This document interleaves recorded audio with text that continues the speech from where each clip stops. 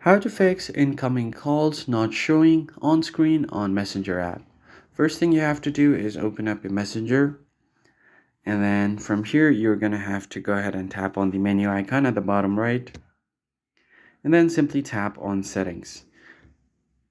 Now from here you're going to have to find the notification options, just tap on, and then turn on the notifications. Go ahead and turn it on first.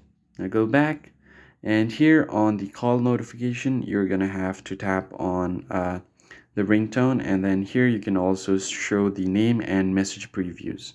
So make sure that this one is turned on.